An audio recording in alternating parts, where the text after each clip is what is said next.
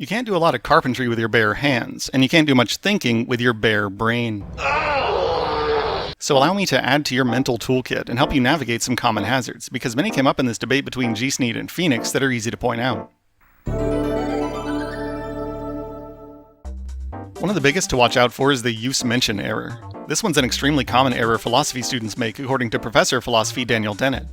He's constantly marking up the margins with this initialism, UME, use-mention error. So, what is it? The use-mention error is mixing up a label for a thing with the thing itself. You can't find love in a dictionary, but you can find love in a dictionary.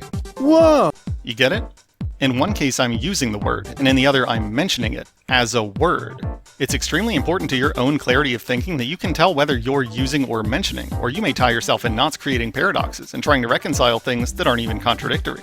Philosophers don't agree about Frege, about whether Frege is right about the concept horse is not a concept.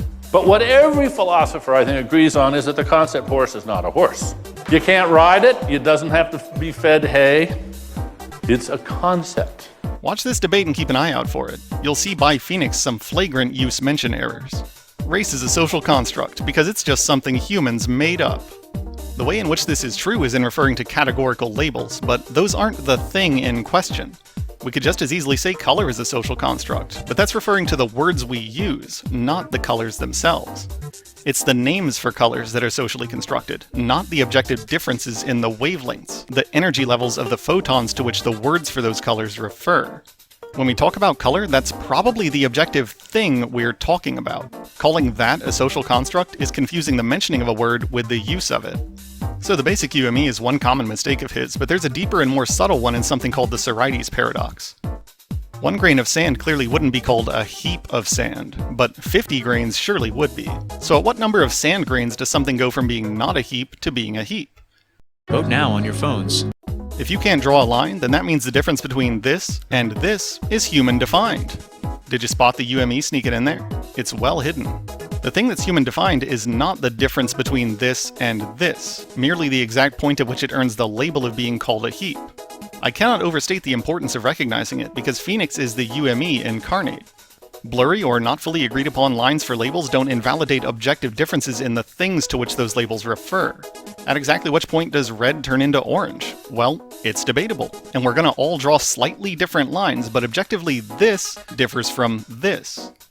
When you break through the initial UME to point out that the labels of race refer to geographic ancestry, i.e. we're not talking about a label, we're talking about the referent of the label, he gets to go full cites on locations, acting like there's no difference between continents. Those lines are just human defined. Who can even say exactly where Africa ends and South America begins? Wow, my brain sure is big. I'm certain some professor somewhere must have given him a gold star for takes like these, because he seems to think they're really clever. Well, he was paying them, and he's not paying me, so I'm not going to be so easy to please, because any teenager trying to deconstruct something has figured out that this same fallacy can be made about literally anything. He seems to know that the implication of this is his weak point, because he obscures it behind a few layers until he really gets pressed on them and is forced to lay his cards on the table for everyone to see. He starts off only by saying that race is a social construct, then after some pushing that mental illness qualifies as a social construct too. Then with further goading that even death is a social construct, culminating to the completely vacuous statement that everything is a social construct. I'm not exaggerating here, he actually claimed that everything was a social construct. Twice. Guy, persuasion pro tip. Hearing race is as real as death leads me as a listener to take it more seriously, not less. Given how you want people to pay less attention to it, I don't think that's what you want the audience to take away from that claim. I'm not sure exactly what you're trying to convince people of by saying race is a social construct, but it comes across an awful lot like trying to downplay the importance of something. Oh, that's merely a social construct. Okay, as opposed to what? Something that isn't? Can you point me to examples of things that aren't? Well, no, because you've already said that everything is. That being the case, the statement race is too carries no meaning. Literally, it adds no information to say.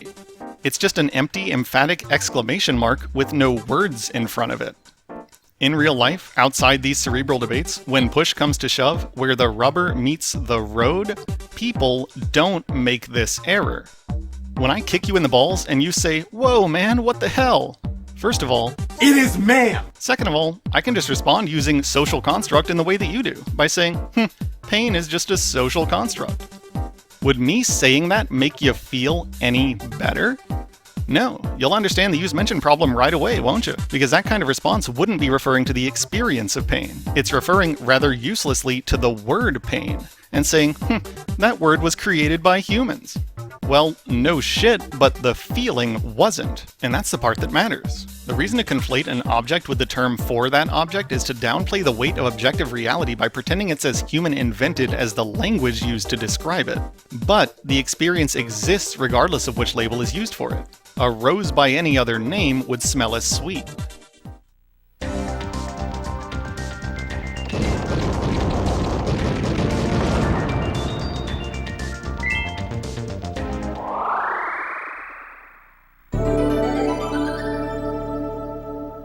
Everybody knows the argument from ignorance. I can't understand this thing, therefore it's not possible. Every environment is going to select for intelligence. This is also wrapped in a mere assertion, but I'll touch on that part later. This is my second time hearing this, so I'm suspicious now whether it's actually something they're coming up with independently. Are they pulling it from some playbook?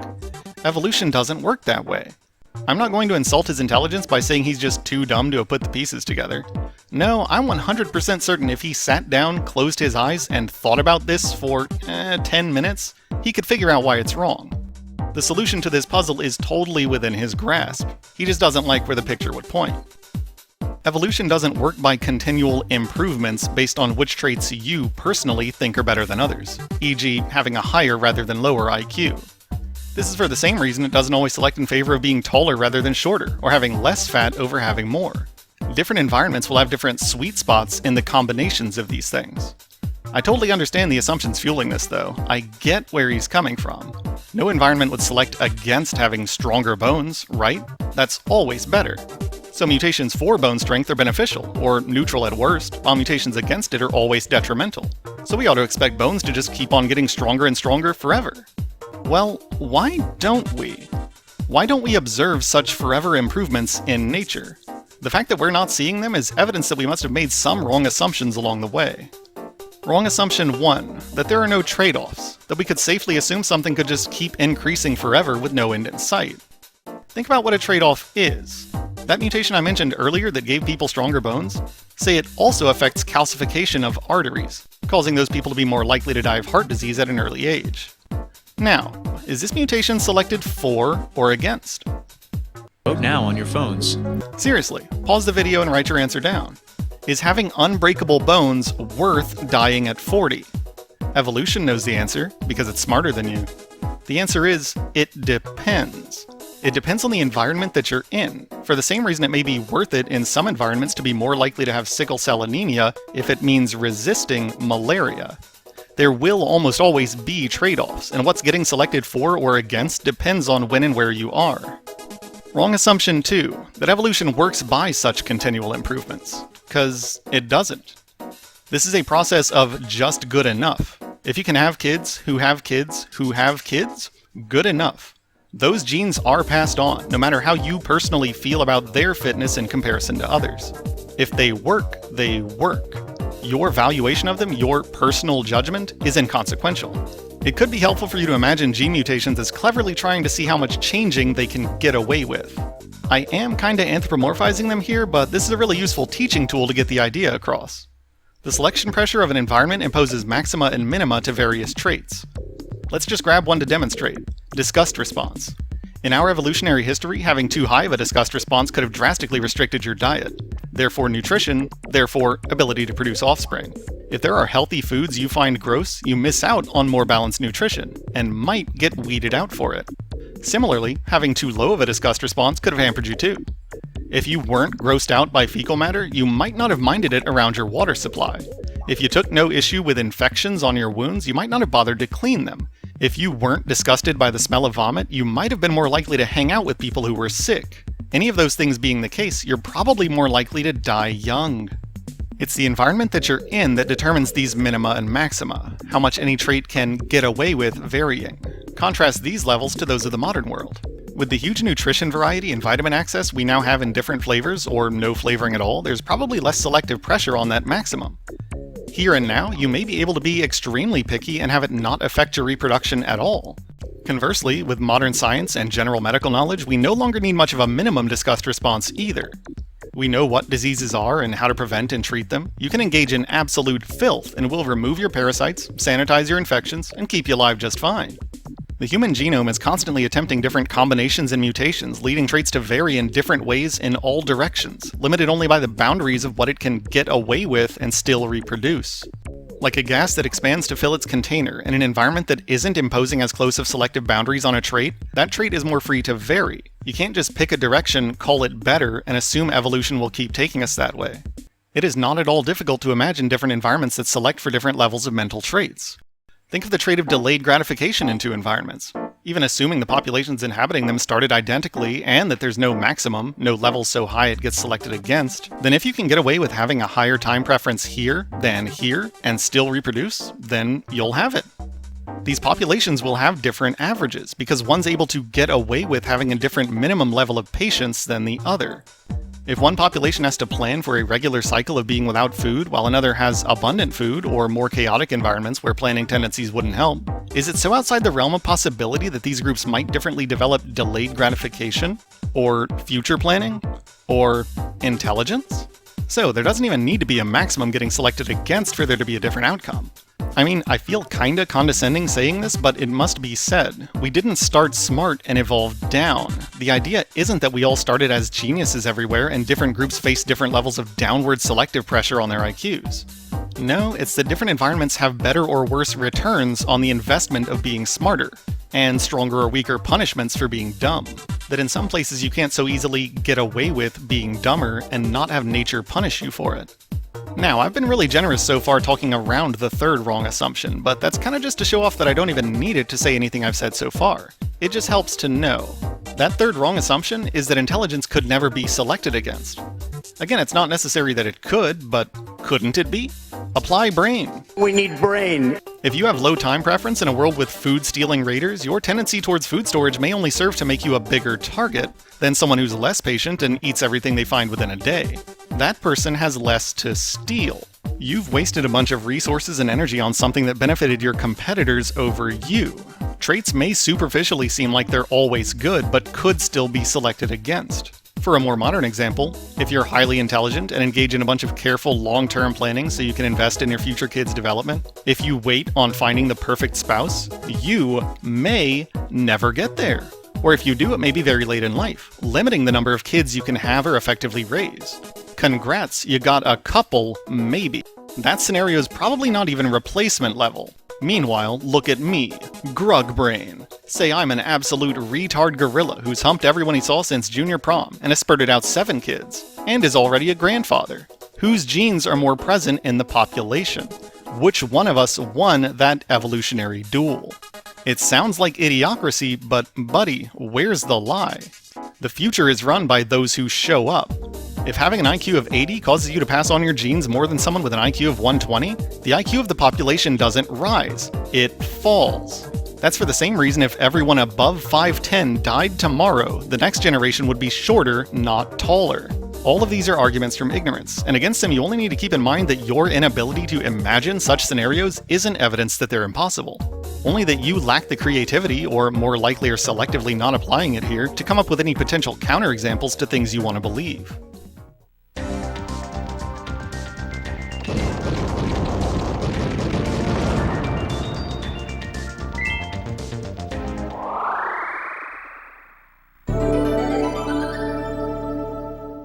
If there are behavior-influencing genes, they're evenly spread amongst all populations.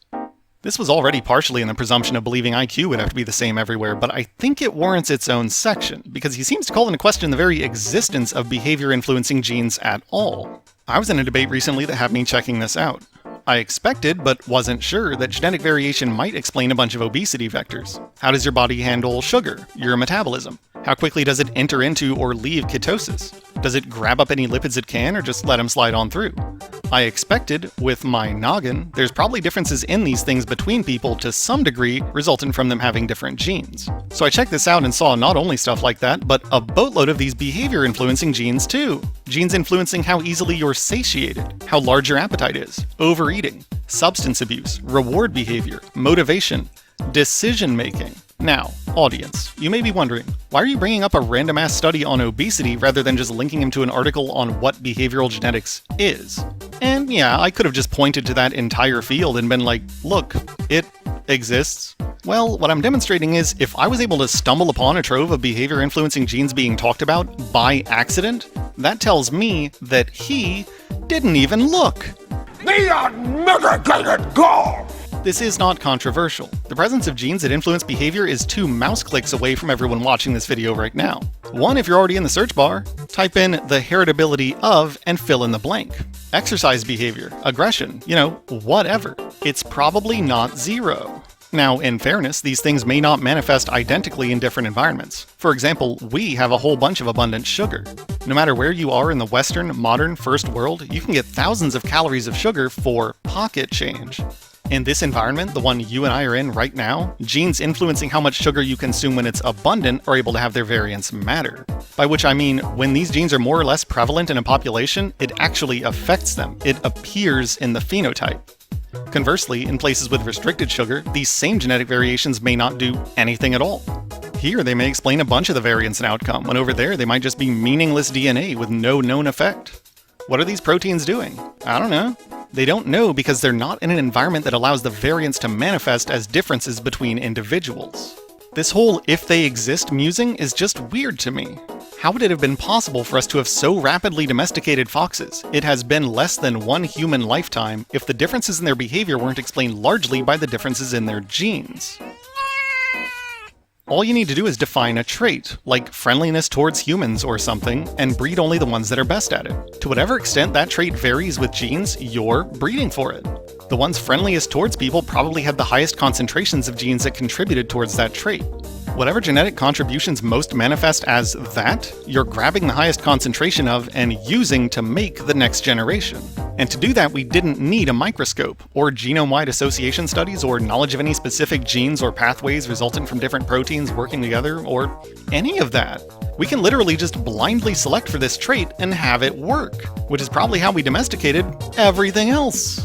This is just the most obvious KO to this point I could imagine. If these different behaviors weren't the result of differences in genes, we wouldn't have been able to do this. We couldn't select for them in the first place. Since we've been able to, with every animal we've tried, why assume humans are any different? This gives me some weird sense of familiarity, like I'm recognizing the exact same kind of YouTube arguments from creationists in 2006. Faith that humans didn't evolve following the same rules everything else did. He might be trying to say, assuming they exist for the sake of argument, that they can vary between people for genetic reasons, i.e. different familial lines are more prone towards different behaviors, but that these would all average out between continental groups. If that's the direction he's trying to go, he should be able to back it up, because it doesn't seem that way so far. It's certainly not the case with IQ. Now, there's a scripted response to the animal domestication point, saying, no, that's selective breeding. It was done on purpose, carefully controlled. Humans aren't dog breeds. They really like to pull this counter, I see it a bunch, where they suddenly care a whole lot about human dignity. They'll clutch their pearls and gasp, "You're comparing humans to dogs? Humans aren't being bred? How dare you? Just what are you implying?" Well, if you were planning to go that route, let me beat you to it and save you from yourself. What makes you think such changes need an intentional or carefully guided breeding program to come about?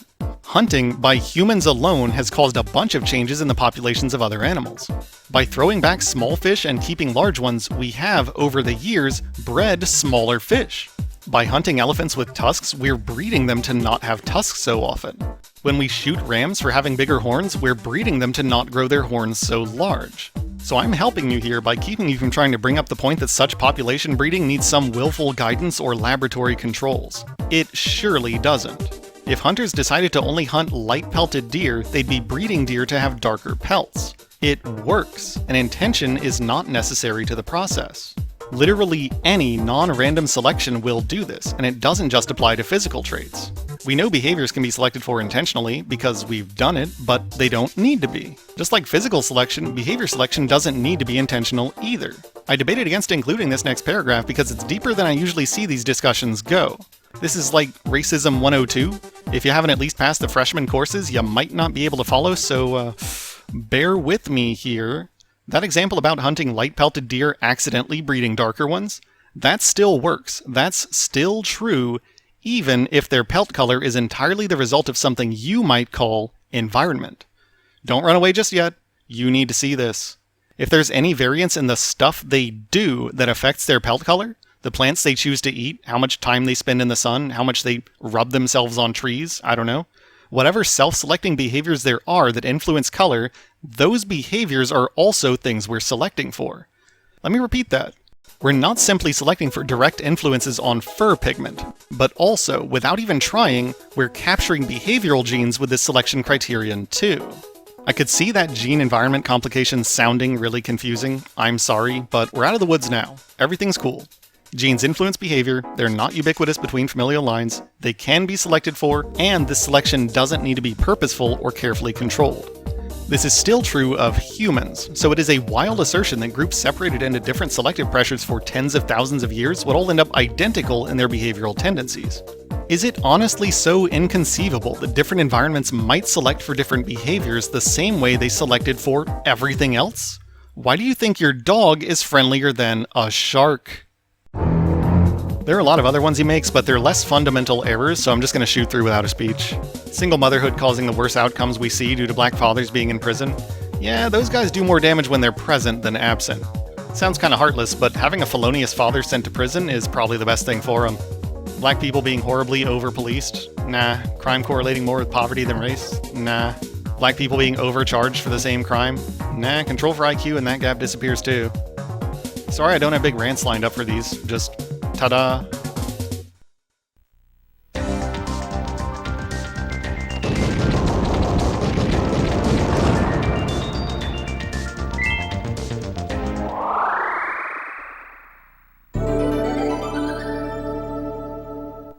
When somebody knows there's incomplete information or an effect that's not accounted for, they get to simply discard any data they don't like as useless and presume, if all the variables they wanted were included, that they would be proven right.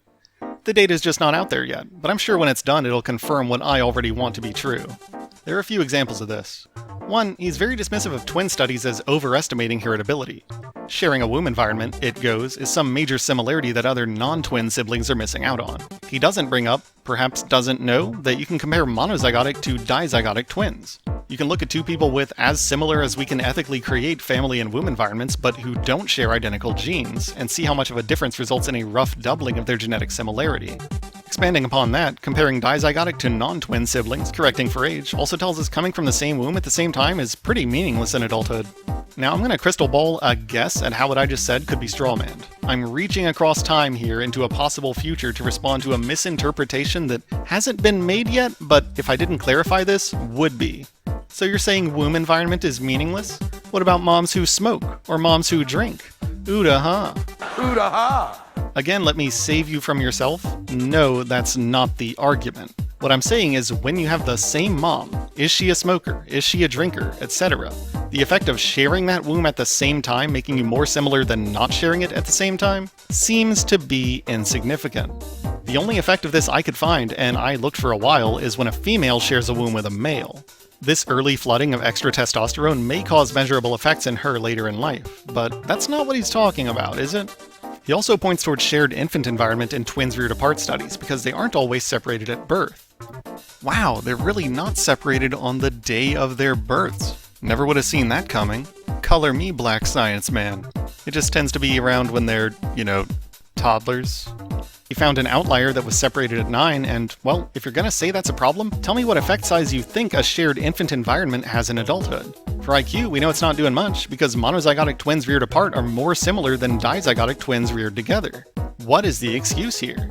The Wilson effect, which I've talked about in a previous video, is another nail in that same coffin. Now, as a bit of a tangent from what I found looking into this, monozygotic twins sometimes share a placenta and sometimes don't.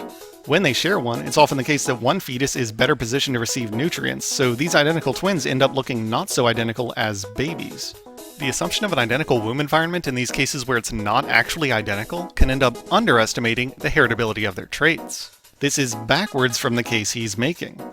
Regardless, these differences also seem to rapidly disappear with age, so the whole shared womb thing now for multiple reasons feels like grasping at straws. That's the danger of this move. It's just, okay, so what have we got? Maybe twin studies aren't flawless? Well, when this is the argument strategy, you are playing with fire. Yeah, they're not flawless. You want to draw attention to that? They underestimate heritability, too. His second gap objection is a funny one on bias in testing that I just can't skip out on. This argument that black people have internalized feelings of inferiority to the point it makes them do worse on IQ tests. If only they weren't subject to those grrr, evil racists all the time making them feel like they're dumb, they would score much higher. The citation here is that you can prime people with earlier questions to do better or worse at something by manipulating their self-confidence. Yeah, that seems to be a real effect. Okay, I can buy that. Now, is it happening? Well, as it turns out, black people aren't suffering from any self-esteem issues at all. Maybe you're just projecting your own insecurities. What? In fact, they seem to think rather highly of themselves, scoring consistently higher than whites across multiple studies with different methods. As my personal hypothesis on this, I suspect it's a result of everything both these races see on TV pointing towards white people being bumbling retards and black people being extremely skilled and competent, correcting them all the time, or at least reacting to the white characters' idiotic behaviors. I can. No, I got it. Sweet unholy cobalt. Is that how Brad took that trip to Barcelona? Wait, Barcelona. Barcelona? Steve. He said all that out loud. Want a better credit card? How's it work? Okay, she's gas, he's constipated. What's my constipation? He's diarrhea. And our special fiber helps our probiotics so that you can show those symptoms. Who's in charge? This isn't even my floor. You hope nobody knows it's you, but you know it's you. Another referral. Our customers love us. I met a customer's home when we broke in something very expensive. Am I covered? It's trust the Hartford. It's okay.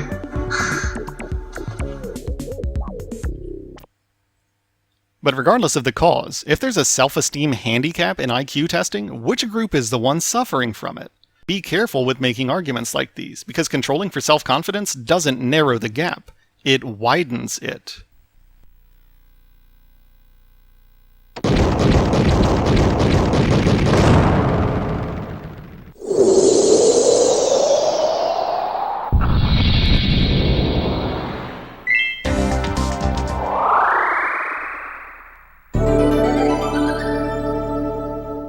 Phenomiks repeatedly refers to race as just skin tone. GSneed smartly points out that if that were the case, why wouldn't we consider an albino black person white?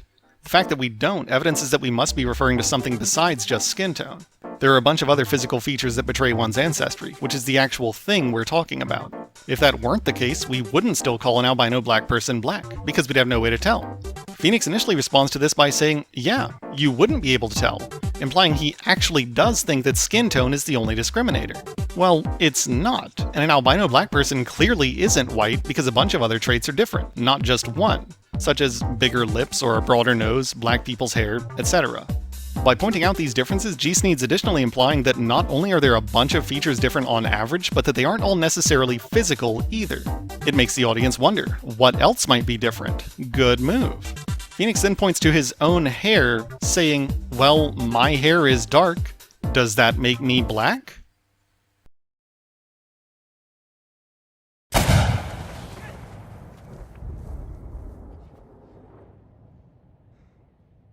Well, that settles that.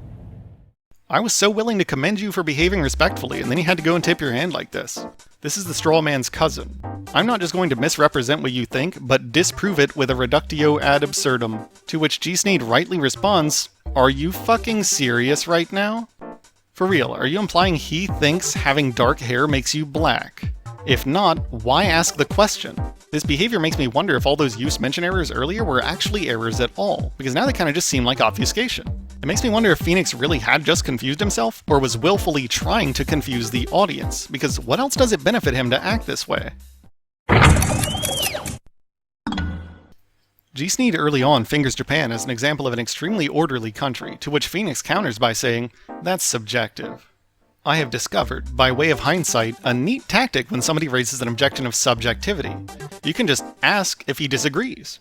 This country's extremely ordered. That's subjective. Okay, sure, but do you disagree? This forces a pretty nice catch-22, a lose-lose scenario where the other guy has to either disagree, looking absolutely crazy and making a lot more work for himself, or agree, which both concedes the point and makes the audience wonder, hang on, why is he objecting to something he doesn't disagree with? It brings to the forefront that they either hold a really bizarre view or are merely being confrontational for the sake of it, even about points they agree on. I raised this on Twitter as a cool finding, and actually got the response that he does, in fact, disagree. Japan is one of the more chaotic countries out there. Really, Nick? Never. I don't know by what metric this could be true, but one of these looks a lot more well-ordered than the other. A lot less litter in one of these. A lot less violent crime in one of these. Maybe corruption? Nah, they're among the lowest there too. Maybe homicide rate. Damn, he's right. Japan is #1 with a bullet. Wait, hang on. Oh, it's in ascending order. Ah, silly me. I've noticed this behavior a lot in both Vouch and Richard Spencer, where they'll make a statement just absolutely off-the-wall bonkers because they assume if no one said it before, it'll sound like a really hot take. If I'm saying something no one else is saying, I must be enlightened. Well, for some that's true. For any discovery, there had to be a first person to come up with it, but dude, you're not Copernicus. Consider that. A good rule of thumb, a decent enough sanity check on the reality of a statement is, approximately, whether anyone besides you believes it.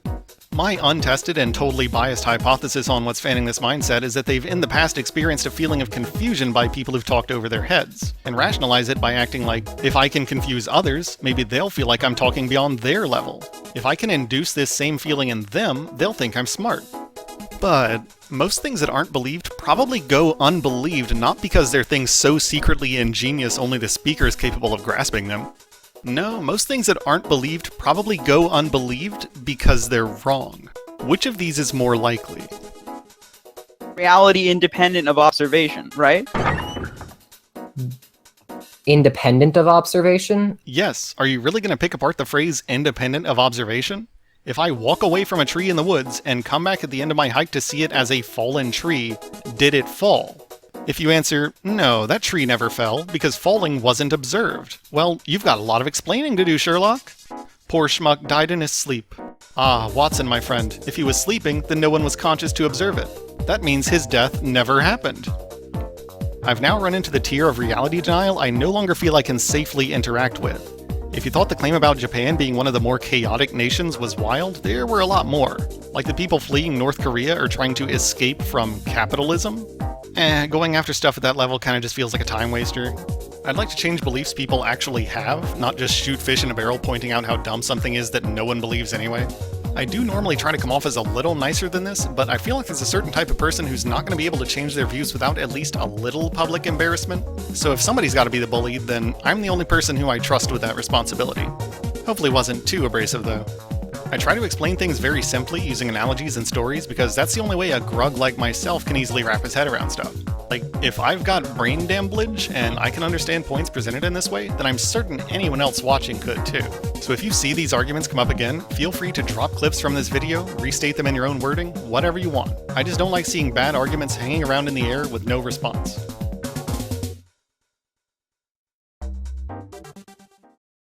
Thanks for watching, and a special thanks to the many members of the Modron March for generously sponsoring and bankrolling this video. You're all truly wonderful. Have a good one. Wait, he's a what? My family was Jewish, like the Nazis, how they knew what Jews were. They knew what my grandparents were. And I didn't even slip in any anti-Semitic jokes. God fucking...